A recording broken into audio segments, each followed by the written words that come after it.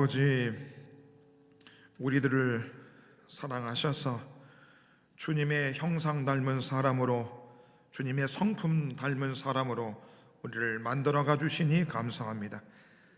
주님 다시 오실 그때에 우리가 부끄럽지 않은 모습으로, 온전한 모습으로 서 있는 주님의 꼭 닮은 자녀들 다 되게 하여 주옵소서. 그 일을 이루기 위해서 우리 가운데 하나님의 사랑이 필요합니다. 하나님의 사랑이 있어야 형제도 사랑하고 주님의 계명들도 지킬 수 있으며 주님의 몸된 교회로 섬길 수 있는 힘이 거기서 나옵니다. 우리 모든 에덴의 성도님들에게 강같은 주님의 사랑, 크신 주님의 사랑 날마다 만끽하여서 날마다 주님 닮은 모습으로 우리들이 아름답게 변화될 수 있도록 도우시옵소서. 하나님, 죄 가운데 거하던 우리들을 예수 그리스도를 통해서 우리의 죄인 돼서 의인으로 우리를 바꿔주시고 거룩한 삶을 살아가도록 인도하여 주시니 감사합니다. 우리들이 이 험한 세상, 흔들리는 세상, 변화되는 세상 속에 오직 믿음으로 승리하여 살아가는 우리들 되게 하여 주시옵소서. 예수님 이름으로 기도하옵나이다. 아멘. 하나님 말씀은 로마서 1장 17절 말씀입니다. 로마서 1장 17절 말씀, 한 구절 말씀 보도록 합니다. 로마서 1장 17절 말씀, 우리 한 구절 말씀 보도록 하겠습니다.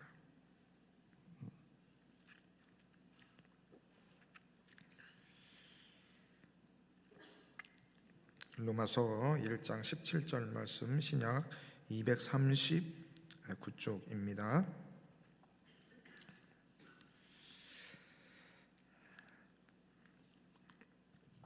우리 한 목소리로 같이 한번 읽어보도록 하겠습니다. 복음에는 하나님의 의가 나타나서 믿음으로 믿음에 이르게 하나니 기록된 바 오직 의인은 믿음으로 말미암아 살리라 함과 같으니라. 아멘. 광고 말씀 잠시 드립니다. 제가 1, 2부 때 광고를 잘못해가지고 강도사님이 2주간 설교하십니다. 한 주간 하시는 게 아니고 2주간 하십니다. 그래서 제가 주일이나 월요일 날 퇴원해서 다음 주일은 제가 교회에 오질 못하고 그 다음 주에는 교회를 오는데 제가 뒤에서 앉아만 있을 겁니다. 설교는 강도사님이 하십니다. 네, 그렇습니다. 우리 계속해서 신약 이제 각 권 보고 있습니다. 로마서 말씀입니다. 이 로마서 말씀 어떤 사람들이 이렇게 얘기를 합니다. 성경 66권이 있지만 66권이 다 성경책이 물에 빠졌는데 그 중에서 한 권만 살려낸다면 로마서만 살려낸다, 이런 말이 있을 정도로 이 로마서 말씀을 읽으면 우리가 어떻게 하나님을 믿고 그 믿음을 통해서 우리가 구원받는 것에 대한 그 구원에 관한 모든 내용들이 로마서에 아주 논리적으로 기록되어져 있다고 합니다. 그래서 로마서를 아주 잘 짜여진 논문이라고 말씀하시는 분들도 있습니다. 그래서 로마서를 읽으면 우리가 무엇을 믿고 어떻게 구원받고 어떻게 하나님의 자녀가 되고 믿음 생활하는지에 대해서 정확하게 기록되어져 있다라고 말씀들 하십니다. 이런 속담이 있습니다. 죄 지은 사람이 발 뻗고 못 잔다 그럽니다. 그렇죠? 죄 지은 사람이 발 뻗고 못 자는 겁니다. 죄 짓고도 여러분 발 뻗고 코 골면서 잘 자면 그 문제 있는 사람입니다. 그렇죠? 배우자한테 상처 주고 나서도 코 골면서 자는 그 배우자를 우리가 사람으로 보기 어렵지 않습니까? 죄 지은 사람은 발 뻗고 잠자면 안 됩니다. 안 됩니다. 하나님이 저희 모두에게 양심이라는 걸 주셨죠. 그래서 죄를 지으면 죄가 자꾸 찌릅니다.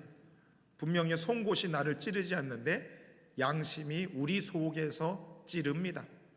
그래서 남편들이 화를 버럭 아내한테 내고 나서 집 밖에 나가면은 괜시리 마음에서 자꾸 양심에 찔리는 거죠. 미안한 마음이 드는 겁니다. 하나님이 우리에게 바로 이 양심이라는 걸 주셔서 우리로 하여금 죄책감을 갖게 만드신 것입니다. 그래서 여러분, 인생에 어떻게 보면 가장 큰 문제는 몸이 아파서도 아니고요, 암덩어리가 있어서 그런 것도 아니고, 사실 우리 모든 사람한테 가장 큰 문제는 우리가 죄를 가지고 있고 그 죄에 대한 죄책이 우리를 자꾸 찌른다 이 말입니다.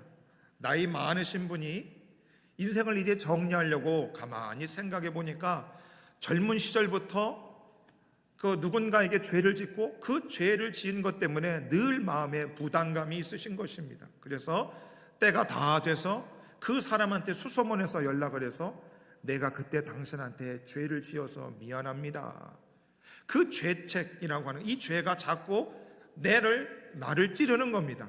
그래서 이 죄로 인한 죄가 우리에게 주는 이 죄책감이라고 하는 이 문제가 인생에 있어서 제일 큽니다. 저도 삶을 참 자유롭게 삽니다. 양심에 거리낌 없이 잘 살지만 내가 45년을 살면서 내가 누군가에게 죄를 저지르고 아직도 그분한테 용서를 구하지 못한 분이 있나, 이런 생각들 합니다. 언젠가는 그분을 찾아뵙고 용서를 구하고 그 죄의 가시로부터 내가 좀 해결을 받아야 되는데, 이런 생각도 있습니다. 웬만한 건 다 해결했습니다. 웬만한 건 제가 다 해결했어요. 누군가가 나로 인하여 가시가 깊이 박히신 분이 있는 분을 가서 제가 자존심 구경하면서 정말 연신 죄송하다는 이야기를 했습니다. 그게 여러분, 목사 안수 받고 10년 지나고 우리 교회 오기 전에 그때 이제 되더라 이 말입니다. 그 전까지는 나름 자존심이 강합니다. 강해 보이지 않습니까? 남 앞에 사과하는 거 하기 싫습니다. 그렇지만 이 죄책을 가지고 살아가는 일은 굉장히 괴로운 것입니다. 괴로운 것이었어요. 자, 그래서 시편 37편 15절에 보면 그들의 칼은 오히려 그들의 양심을 찌른다 그럽니다. 양심을 찌른다. 여러분, 칼로 손을 베이는 거는 후시딘 바르고 데일밴드 바르고 한 2주 지나면 아무입니다. 근데 누군가를 향해서 내가 그 사람 앞에 죄를 저질러서 그 사람에게 가시를 찔렀다, 박히게 했다, 그것은 평생에 갈 수 있는 문제입니다. 그래서 이 죄책의 문제, 이 죄의 문제를 해결하는 일은 우리에게 굉장히 중요한 것입니다. 굉장히 중요합니다.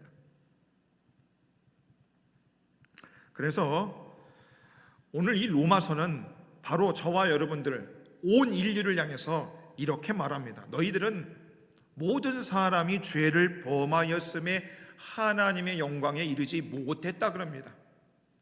모든 사람이 죄를 범하여서 하나님의 영광에 이르지 못했다. 뭐냐? 이 땅에 살고 있는 모든 사람들이 서로 죄를 저질러서 가시들을 당신네의 가슴팍에 많이 박히게 했다는 겁니다. 그 가시를 빼내야 되는데 빼내지를 않고 그냥 나 몰라라 하고 사는 겁니다. 그런 사람들을 뭐라고 그래요? 죄인이라고 그러고 양심의 화인을 맞았다고 그럽니다. 인간이 어떻게 그럴 수 있어? 우리가 그러잖아요. 사람을 살인하는 사람, 몇 사람을 죽이고도 뻔뻔하게 아무렇지도 않게 태연하게 있는 그 죄수들을 보면서 돌을 던지지 않습니까? 인간이 어떻게 저럴 수 있냐고. 그러면 로마서 말씀은 저와 여러분들에게 이렇게 말합니다. 너희들도 그렇게 왜 누군가에게 가슴에 가시를 받게 하고서 왜 그 가시 박힌 그 양심의 가책을 왜 느끼지 않고 너는 그렇게 뻔뻔하게 살고 있니? 그게 로마서가 저와 여러분들한테 말하는 겁니다. 고발하는 거죠. 고발하는 겁니다. 그래서 모든 사람이 그 죄를 저질러서 우리에게는 죄책이라는 것이 있고 그 죄가 자라나서 죄의 삭은 사망이고 하나님의 진노가 우리 안에 있다 그럽니다. 그래서 저와 여러분들은 뭐예요? 진노를 받아야 되는 사람들이었습니다. 하나님의 축복이 아니라 진노가 있는 겁니다. 자 보세요. 예수 믿는 저와 여러분들도 하나님의 사랑 받고 있습니다. 하나님의 축복도 받고 있어요. 동시에 뭡니까? 우리가 살아가면서 지는 범죄에 대해서도 하나님은 어떻게 해요? 벌하십니다. 그 대가를 치르게 하신다 이 말인 것입니다. 하나님의 사랑은 교회에서 많이 말하지만 하나님의 진노에 대해서는 우리가 그렇게 말하지 않습니다. 목사님 다 덮어. 잘못한 거 다 덮어. 사랑으로 덮어. 근데 행한 죄에 대해서는 하나님이 셈을 하신다 이 말입니다. 저는 덮어줄 수 있어도 하나님이 덮지를 못하기 때문에 그런 거죠. 그래서 저와 여러분들이 모든 사람이 죄를 보면서 우리는 죄의 종이 됐다고 그럽니다. 아니 그냥 죄를 짓고 끝나면 되는데 로마서는 우리가 죄의 종이 된다는 겁니다. 질질 끌려단다는 것이죠. 노예가 된다는 겁니다. 가스라이팅을 단다는 거예요. 그래서 완전히 정신적으로 다 빼앗겨서 계속 우리의 삶이 그 죄 가운데서 우리가 질질 끌려나가는 겁니다. 여러분 목사인 저도 은혜 받고 또 설교하고 성도님들 만나서 기도하면 성령 충만합니다. 그러고 나서도 성령이 내 안에 계신데도 불구하고 죄에 대해서는 여전히 연약함이 있습니다. 언제든지 죄가 내 속에 침투해서 저를 질질 끌고 가는 그런 마음을 가질 때가 있습니다. 자유롭지 못합니다. 그래서 이 죄의 문제를 해결하는 일은 인류 평생의 수건 사업입니다. 그래서 성경은 이렇게 말하죠. 의인은 없나니 하나도 없으며 죄 짓지 않고 사는 사람 아무도 없다. 죄로부터 자유한 이도 아무도 없다는 거죠. 의인은 하나도 없다. 그리고 하나님의 진노와 심판이 우리 앞에 있고 하나님과 원수된 관계가 됐다. 그래서 저와 여러분들은 의인이 아니고 뭐예요? 죄인이다 라고 말하고 있습니다. 죄인이다 말합니다. 그래서 여러분, 저와 여러분들이 정말로 이 죄로부터 이 죄의 문제는 평생에 들고 가는 겁니다. 그렇잖아요. 매주 주일 예배 드릴 때마다 뭐가 처음에 있습니까? 임예송을 하고 나서 참회의 기도를 합니다. 참회의 기도를 해요. 이게 어쩔 수 없는 겁니다. 우리가 예수 믿어서 구원받은 존재고 우리가 죽으면 천국에 가지만 여전히 우리는 죄와 함께 거하며 살아간다 이거죠. 그래서 사도 바울도 로마서에서 이런 고백을 하지 않습니까? 오호라 나는 공고한 사람이로다. 이 사망의 몸에서 누가 나를 건져내랴. 나 죄 짓는 거 싫다. 죽어도 죄 짓기 싫다. 그런데 어떻게 해요? 내가 선을 행하고 싶지나 내 속에 여전히 죄가 거하고 악이 있다는 것을 사도 바울은 고백했습니다.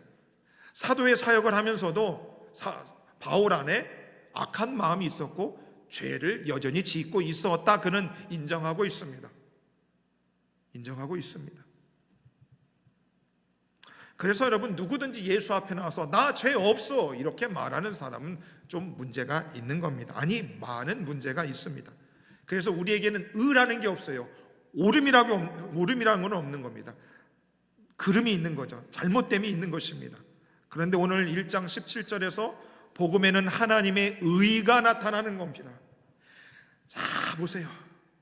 자 보시면 요즘 우리 대한민국을 보면 여러분 서로들 막 총질을 해대잖아요. 그렇죠? 그런데 의로운 사람은 단 한 사람도 없습니다. 얘도 잘못했고 얘도 잘못했습니다. 너도 잘못했고 나도 잘못했습니다. 그러니까 인간 세계에는 의라는 것은 없는 겁니다. 그런데 복음에는 하나님의 의가 나타난다는 겁니다. 한 줄기 비친 것이죠. 여러분 사람이 정치인들 보세요. 어차피 정치는 몇 갈래로 갈리잖아요. 보수든 진보든 갈립니다. 우리 죽을 때까지도 갈릴 겁니다. 제가 예언 하나 할 거예요. 저 죽고 나서도 여야는 계속 싸울 겁니다. 맞아요? 틀려요? 예, 인간 세계는 의라는 건 없습니다. 옳음이라는 건 없는 거지요. 기준이 될 수 있는 게 없는 겁니다. 그러니까 늘 사람들 안에 불의와 죄악으로 가득한 것이죠. 그러니까 복잡한 겁니다. 복잡한 거예요. 제가 예전에 몰랐는데 어르신들이 나이가 먹으면 이 눈이 처지긴 하더라고요. 그러니까 눈 뜨는 것도 힘들어. 이해합니다. 그런데 왜 이렇게 말씀하실 때 눈을 감냐 했더니까 이 세상이 복잡한 거예요. 다 지 잘났다고 얘기하니까 그냥 눈을 감고 얘기하는 겁니다. 그리고 말도 안 하고 그냥 고개만 끄덕입니다. 할아버지 얘기 좀 해봐요. 할머니 얘기 좀 해봐요. 이유를 알겠어요. 그냥 죄인들이 그냥 득실득실 가잖아요. 그러니까 대꾸를 안 하는 겁니다. 안 하는 거지. 주여 하실 거 없습니다. 맞아요. 예. 그래서 이 복잡한 세상, 죄 많은 이 세상 모두가 죄인이니까 거기에 복음에는 하나님의 의가 나타나는 겁니다. 참빛이 이 세상 죄악 세상에 촥 하고 빛이 비춰지는 것입니다. 빛이 비춰진다고요. 거기에 소망과 희망이 우리에게 찾아오기 시작하는 겁니다. 여러분, 모든 죄 많은 인생에게도 어디에 여러분 소망과 빛이 있겠습니까? 예수의 빛이 비춰질 때 인생에는 소망이 있는 겁니다. 여러분, 가정에도 어디에 소망이 있을까요? 예수의 빛이 가정에 비춰지면 거기서 소망이 생기는 겁니다. 여러분, 우리 교회 소망이 있어요, 없어요? 있습니다. 빛이 환하게 비치지는 않아도 한 줄기 빛이 분명히 있어요. 아니요, 이제 빗줄기들이 점점 많아지고 있습니다. 저 그거 보이거든요. 빗줄기들이 점점 많아지고 있어요. 지난주에 혼자 카톡에다가, 저도 나름 죄송합니다. 저도 45이라 이제 나이 좀 먹었죠. 허허, 참 버릇이 없네. 참 버릇이 없어. 근데 저도 이제 결혼도 했고 딸이 낳았고 그러니 수술을 앞두고 나니까 사람이 조금 심오해지더라고요. 그래서 내가 나로 하여금 내 마음에 심장을 뛰게 하는 일이 지금 뭐 있을까를 생각해 봤어요. 내가 무슨 일을 하면 내 마음에 기쁨이 있지? 그걸 진짜 생각해 봤습니다. 내가 뭐를 했을 때 제일 기분이 좋을까? 그것을 지난주에 카톡에다가 혼자 적어봤는데 2가지였습니다. 하나는 뭐냐면 강단에 서서 예배 인도할 때, 그때 성도님들과 함께 한 목소리로 기도할 때, 이렇게 뜨겁게 이렇게 할 때, 그때가 정말 심장이 뛰고, 또 하나는 뭐냐면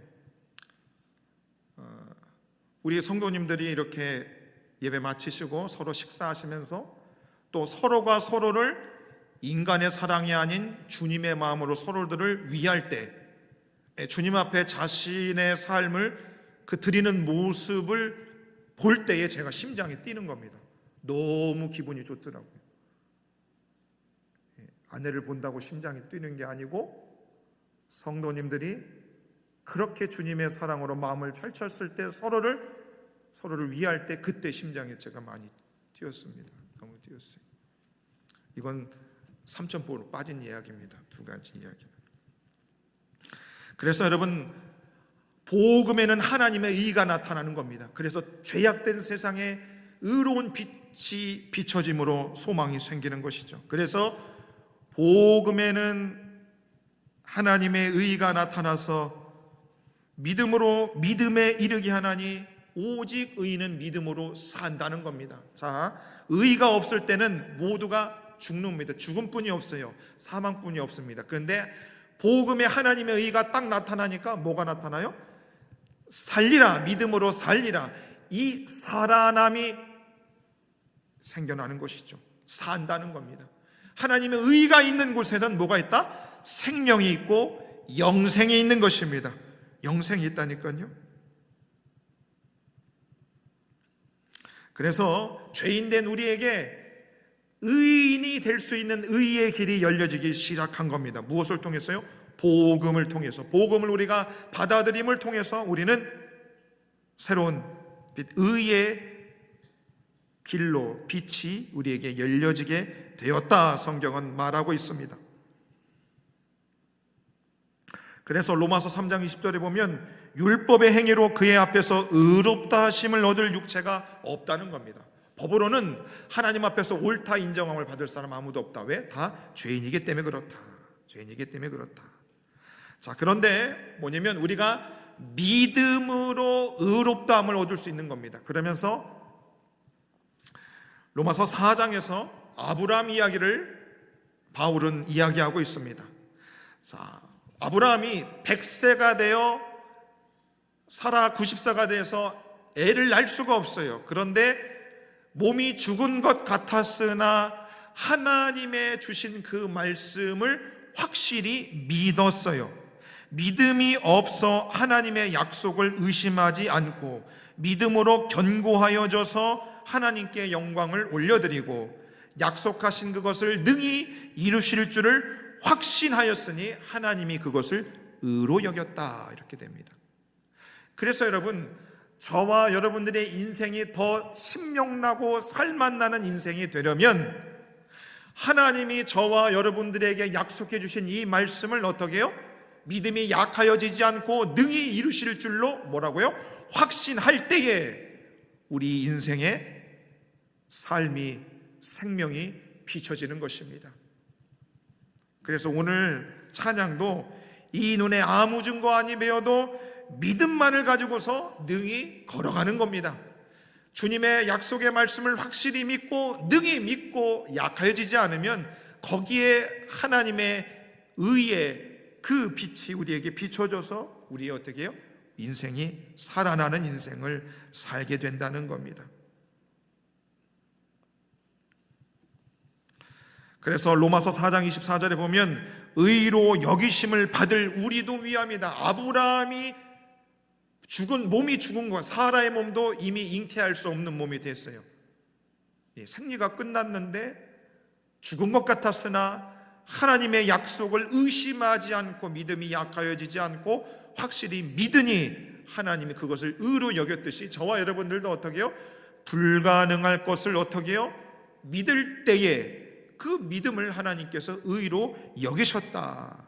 그래서 그것을 통해서 우리에게 광명한 새로운 빛을, 새로운 삶을 우리에게 허락하여 주신다는 것입니다. 주신다는 것이죠. 그래서 저와 여러분들이 갈라디아서 3장 27절에 보면 누구든지 그리스도와 합하기 위하여 세례를 받은 자는 그리스도의 옷을 입었다, 이겁니다. 우리가 다 벌거벗은 죄인의 모습으로 우리가 있었으나 예수 그리스도를 믿음으로 인하여 그분과 함께 세례를 받음으로 어떻게 해요? 우리가 그리스도의 옷을 입은 사람들이 된 것입니다. 그래서 여러분, 예수님을 통해서 새로운 인생을 살아가신 분들은 자 보세요. 우리들의 얼굴만 보면 다 형편없습니다. 형편없어요.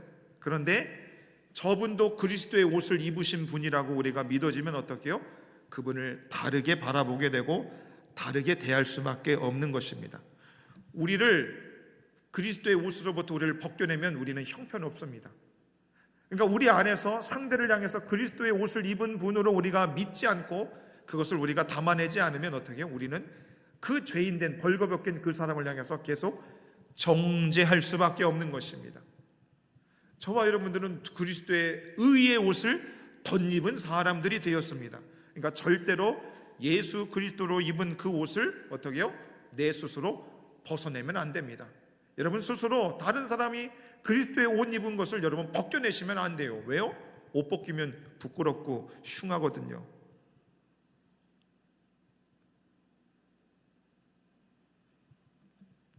저도 옷 벗겨야 형편없습니다. 형편없다고요. 운동을 열심히 해야 몸이라도 예쁘지. 우리가 그리스도의 의의 옷을부터 우리가 벗겨남을 당하면 우리 인생엔 여러분 흠모할 만한 것도 없고 선한 것도 없고 그저 죄인 덩어리인 거죠. 죄 덩어리일 뿐인 것입니다. 그래서 우리가 어떻게 해요? 그리스도의 십자가 죽음을 통하여 그분의 의의 옷을 우리가 덧입었으니 그런즉 이제 우리가 의롭게 된 사람이 되었으니 칭의를 얻은 자니 의롭다 하심을 얻은 사람이니 우리가 더 이상 죄를 지을 수 있느냐? 그럴 수 없다는 겁니다. 더 이상 너희는 죄를 지을 수 없다.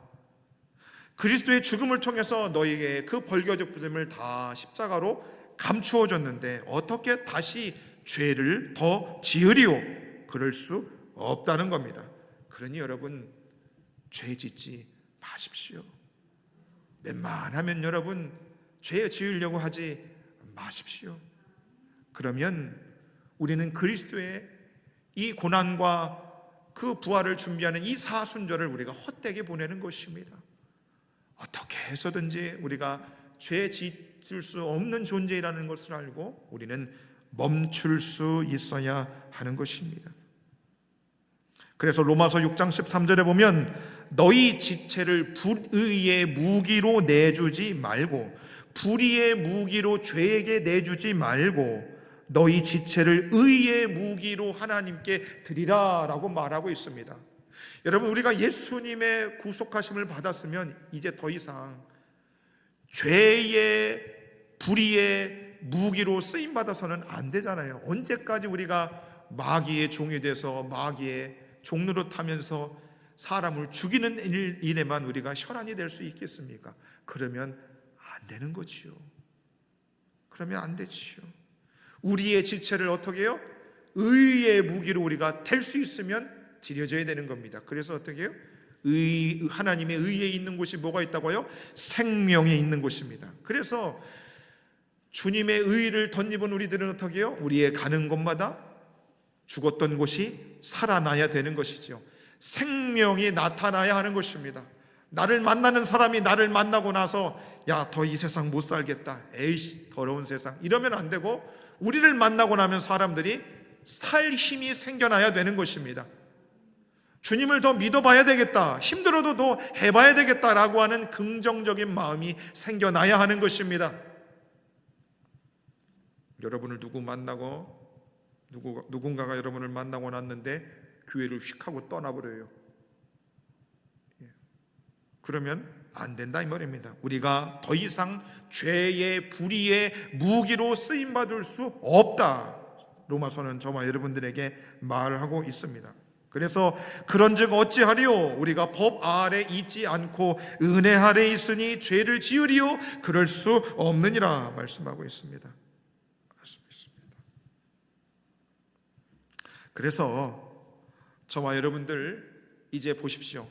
의의 옷을 입고 우리가 죄를 안 지으려고 하면 마귀가 우리 속에서 이렇게 우리를 고발하고 고소합니다. 참소하죠. 야, 네가 옛날에 한 행동들을 봐라. 야, 네가 지은 죄를 생각하면 눈을 뜨고 볼 수도 없다. 그리고 지금도 네가 여전히 죄 앞에 무너져 있고 있지 않냐. 그러면서 네가 무슨 의의 자녀라고, 의의 무기로 드리겠다고 그렇게 살고 있느냐, 참소하는 마귀의 세력이 굉장히 많습니다.